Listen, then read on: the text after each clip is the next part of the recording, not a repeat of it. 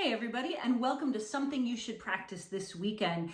This weekend, I really need you to get into some ending phrases, and we're gonna do them for speed, for tempo. So here's what we're gonna do. We're gonna just use one pattern. We're gonna do it in D first. So we're gonna just do the last few notes of a section. Do you know what I mean? These ones. So 2, high 3, open D. Now, you can do one of two bowing patterns. You can either slur or separate the last two notes. Slur or separate. And I think you should practice both. So what we're gonna do is, I've just got metronomeonline.com just on my laptop here. Dun, dun, dun, dun. So go now. Separate. And then we go a little faster. That was 42. Let's go to 46. And we listen. Go now. Separate. Good. And I always want you to be checking the intonation of that high 3. That's one of the biggest things. People always get that high 3 a little bit on the flat side, so really stretch it up. All right, I'm gonna kind of jump here. We're gonna go 54. Go now. Good. And we're just gonna keep going up and going up. 63.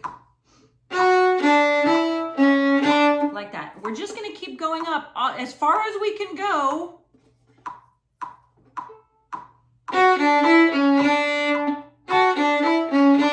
And as we go faster, what do? Shorten our bows, right? Stay right in the middle. We get a little bouncier. We use a little more wrist. Things like that, because we need both of the bowing options so that we can, whatever's happening next, we need to be prepared for that. So if we need to start the next thing on a down bow, we're going to use the slur at the end. If we're going to start the next thing with maybe an up bow slur, then we can go separate at the end. Then we can move it over, key of A. Exact same fingering. Remember, the way the fiddle is tuned, we have that advantage. We can just move over and do the exact same fingering. E. And then we can do other keys. So B flat. So the pattern is 3rd degree of the scale, root, 2, 7.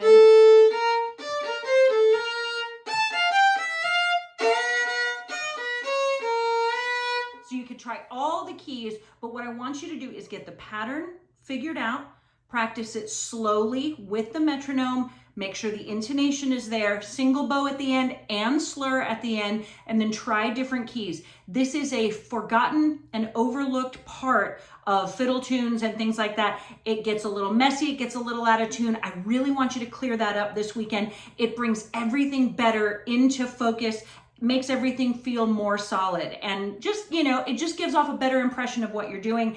And we don't always like to practice it because it's not the cool part, but it really makes a difference. So I hope you enjoy working on that, or at least understand the importance of working on it. Even if you can't necessarily enjoy it, do it anyway. And I hope you have a great weekend, and happy fiddling, everybody.